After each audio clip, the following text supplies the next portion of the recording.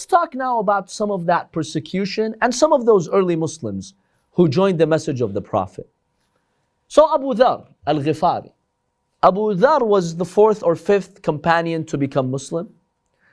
We know Abu Dhar was one of the best companions of the Prophet. How did he become Muslim?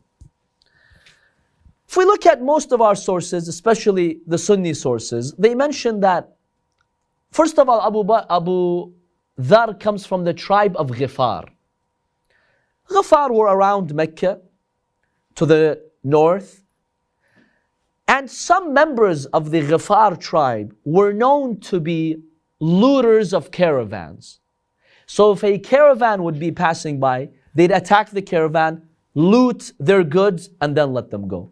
So Abu Dhar came from a tribe like that, which tells you in his youth, he had a bad start probably. He came from such a tribe. There are some sources that indicate he used to do that himself. He used to attack these caravans and loot them. He hears that Muhammad sallallahu alaihi wasallam has brought a new religion. He tells his brother, go and see this, person who's claiming to be a prophet. Tell me about him. I want to know more about him. His brother goes, he meets the Prophet. He comes back to Abu Dhar and he tells him what he saw. He still wasn't satisfied, Abu Dhar. He wanted to personally meet the Prophet and see him. So Abu Dhar comes to Mecca. He doesn't have any place to go, no house. So he stays in Masjid al-Haram. Imam Ali alayhi salam, according to these sources, notices Abu Dhar is a stranger. He's sleeping in the Grand Mosque. So he approaches him and he tells him, I find that you're a stranger. Can I host you? He says yes. So Imam Ali ibn Abi Talib, for 3 days, he hosts him without asking him any question. Why are you here? What's your mission? What do you want? He doesn't ask him anything. At the end of the 3rd day, Abu Dhar asks Imam Ali. He tells him, I've heard about this man called Muhammad and he's claiming things. I'd like to meet him and hear his message. I might believe in him. Can you take me to him? Remember, in this early period, Islam was still, being delivered privately, secretly. So Abu Dhar was taken to the Prophet in a secret way, so it does not really bring the attention of the pagans. Imam Ali alayhi salam secretly takes him to the Prophet. He meets the Prophet. He hears the message of the Prophet. He falls in love with the religion of Islam. He becomes Muslim. Now, after becoming Muslim, he comes to Masjid al-Haram. He starts yelling, Ashhadu an la ilaha illallah wa ashhadu anna Muhammadan Rasulullah sallallahu alayhi wa. The pagans become furious. Who's this bold guy who's defying our religion and he's supporting Muhammad? So they surround him. They start beating him. They push him to the ground. When they're about to beat him more, Abbas comes. Abbas at the time he was pagan, the uncle of the Prophet. He comes and he tells him, do you know what you're doing? Abu Dhar comes from the Ghifar tribe. In Mecca, if you hear Ghifar, you start shaking. We, the Meccans, we need to travel north to Syria for our business transactions, right? For trading. And Ghifar is in our way. If they hear what you did to Abu Dhar, imagine what they're going to do to us. So they let him go, out of fear. The next day he comes, in Masjid al-Haram he does the same thing. They're about to beat him again when Abbas comes and he saves him. So it seems Abu Dhar early on, he had this tendency to be outspoken when it comes to the truth. And we see that very visible during the times of those caliphs, especially Uthman, when he would speak the truth, and Uthman had him exiled and he died while being exiled. So Abu Dhar was one of those very, very early Muslims who was pegged in his faith, and he was full of love for the Prophet, Imam Ali, and for the religion of Islam. Now we have a Shia hadith in our sources, and when you look at the chain of the hadith, it's actually an authentic hadith.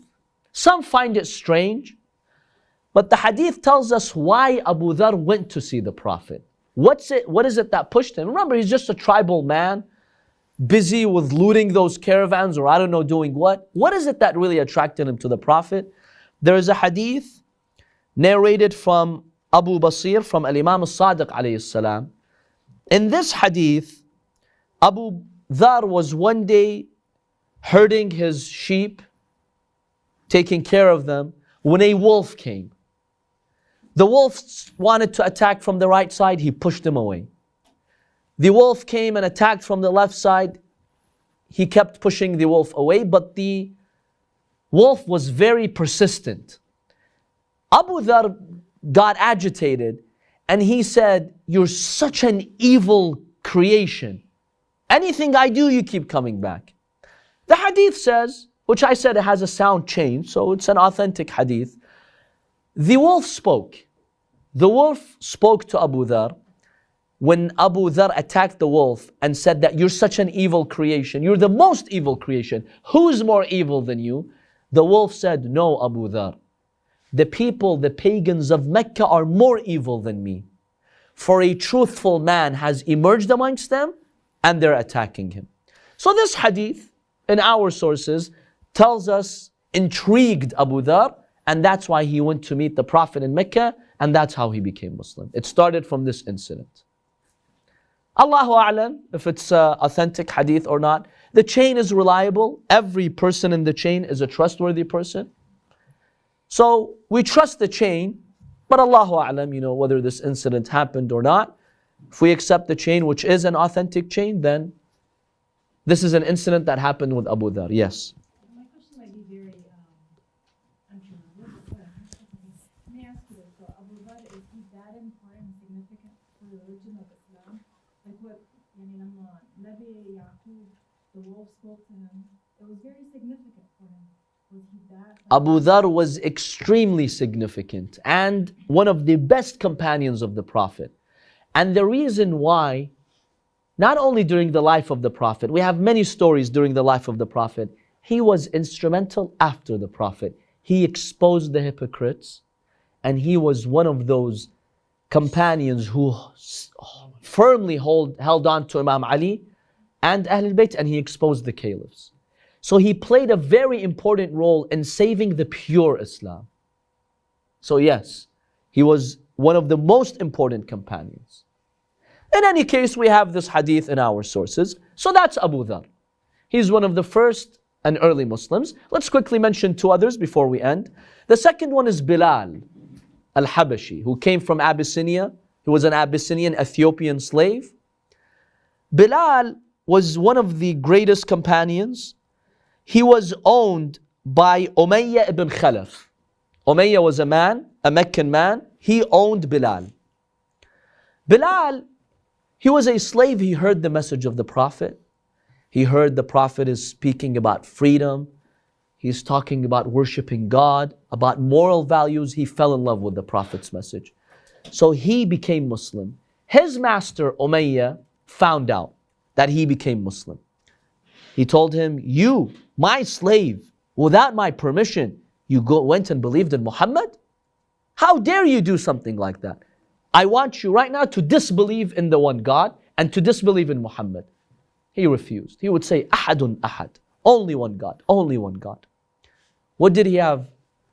How did he punish him? He would have him dragged to the hot desert. They would strip him from his clothes so that his back would be on the ground, on the hot ground. For those of you who have gone to Mecca, you know how hot it gets. The hot ground, they would put him there, and then they would bring huge boulders of rocks and put it on his chest. And they would beat him and whip him, and they would tell him, "Stop believing in Muhammad." He would say, "Ahadun ahad," there's only one God. They would have kids drag him in the streets and make fun of him, but he never stopped. Imam Ali ibn Abi Talib alayhi salam praised Bilal for this. He was truly one of those great companions of the Prophet. Now we are told by other schools of thought that Abu Bakr came, he saved him and he bought him. We dispute that. We believe according to authentic sources, because all those hadiths, they're contradictory anyway, without getting into their details why they're contradictory. We believe the Prophet sent some companions, Abu Bakr, if we accept that he was Muslim at the time, or he was acting maybe on behalf of the Prophet as a messenger, because sometimes the Prophet would send some people who were not actively fighting him to do something for him. So we either dispute the fact that he was involved in buying Bilal from his master, or we believe he was sent by the Prophet with another companion who bought Bilal from his master on behalf of the Prophet. He gave them the money. So he was just acting as an intermediary. In any case, the Sunni history tells us that Abu Bakr bought him, purchased him, he freed him, then, he came and he joined the Prophet sallallahu alaihi wasallam. So Bilal was one of those great companions, and then we all know that the Prophet assigned him to be the mu'adhin, the one who calls to the adhan and to the prayer. That's one. And the last one, Khabbab ibn al-Aratt. Khabbab ibn al-Aratt is a very interesting personality.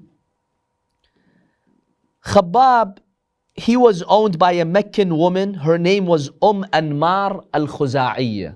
Anmar al-Khuza'iyya. She owned Khabbab. Khabbab was one of those early Muslims, one of the first 10 Muslims to believe in the Prophet sallallahu alaihi wasallam. He hears the message of the Prophet, he becomes Muslim. She finds out, she becomes furious. What does she do? She takes out iron rods, heats them in the flames till it became red hot.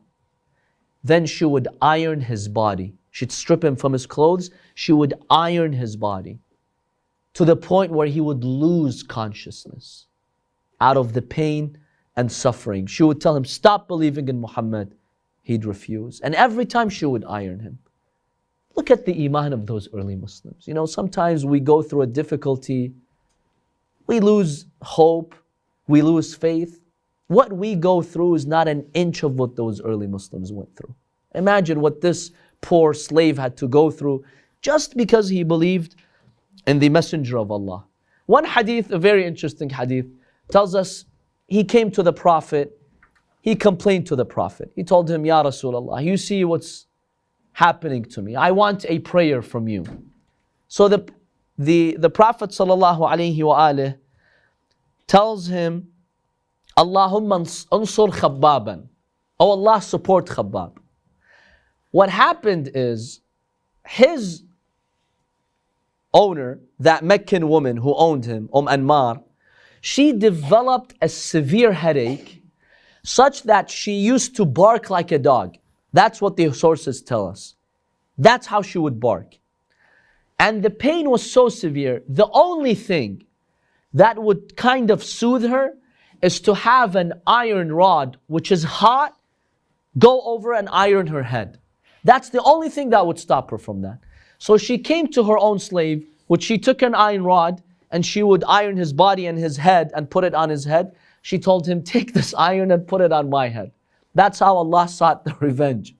So he would take the iron rod and put it on her head from her own request, at her own request, just so that it makes her stop barking from that severe headache and severe migraine. Khabbab was truly a great companion. He moved to Kufa when Imam Ali ibn Abi Talib moved to Kufa. When he passed away, Imam Ali ibn Abi Talib prayed on him. He did the salah on his janazah, and he did a dua for Khabbab. He says, oh Allah, Khabbab was one of those mujahideen, one of those people who truly struggled in your way. Oh Allah, have mercy on him. So these are some of the very, very early Muslims who really sacrificed in the way of Allah subhanahu wa ta'ala.